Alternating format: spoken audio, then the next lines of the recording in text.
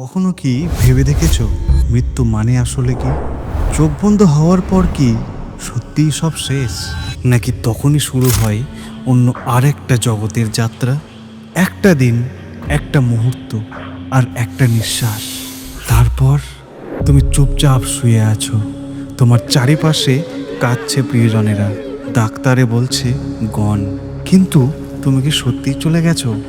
আজকের এই ভিডিওতে আমরা জানবো মৃত্যুর সেই মুহূর্তে কি ঘটে শরীরের ভেতরে, আত্মার জগতে, আর যেটা কখনো কেউ দেখতে পায় না, সেই অজানা আলোর টানেলটা, সেটা কি সত্যি? মৃত্যু শরীরের জন্য একটি প্রতিক্রিয়া। সবচেয়ে আগে বন্ধ হয় হৃৎপিণ্ড, তারপর মস্তিষ্কে পৌঁছায় না অক্সিজেন। তখনই ঘটে অদ্ভুত জিনিস, তোমার দৃষ্টিশক্তি হারিয়ে যায়, কিন্তু হ্যাঁ, মস্তিষ্ক তখনও কয়েক মিনিট কাজ করে, আর এই সময়টা শুরু হয় স্মৃতি ঝলকানি। তুমি দেখতে পারো তোমার পুরনো স্মৃতি, শুনতে পারো প্রিয়জনের ডাক।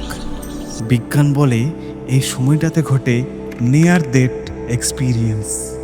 কারো মনে হয় সে ভাসছে, কারো মনে হয় সে আলোর দিকে যাচ্ছে। তবে এগুলো কি কেবল মস্তিষ্কের খেলা, নাকি এর পিছনে রয়েছে কিছু বড় রহস্য? বহু ধর্মে মৃত্যুর পর আলাদা যাত্রা শুরু হয়। ইসলামে বলে কবরেই শুরু হয় প্রশ্নোত্তর, তারপর এক অন্তরাল জগৎ। এই সময় আত্মা ঘোরে, দেখে, কিন্তু কিছু বলতে পারে না। হিন্দু ধর্মে বলা হয়েছে আত্মা অমর, এক দেহ থেকে আরেক দেহ যাত্রা করে যতক্ষণ না সে মুক্তি পায়। পূর্বজন্মের পাপ পুণ্য ঠিক করে তার ভবিষ্যৎ জীবন। খ্রিস্ট ধর্মে মৃত্যুর পর বিচার, আত্মা জান্নাত না জাহান্নামে যাবে তার নির্ধারণ হয় সেইখানে। কিছু আত্মা কি পৃথিবীতে আটকে থেকে যায়? অনেকে বলে আত্মারা আনফিনিশড কাজ শেষ করে ফিরে আসে। অনেকে মনে করে টাইম একটি সার্কেল, আমরা একই জিনিস বারবার দেখছি।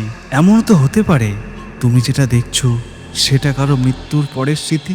আমরা কখনো নিশ্চিতভাবে জানতে পারবো না মৃত্যুর পর আসলে কি ঘটে, কিন্তু অনুভব করতে পারি মৃত্যু মানে কেবল শেষ নয়, মৃত্যু মানে আরও একটা অজানা জগৎ।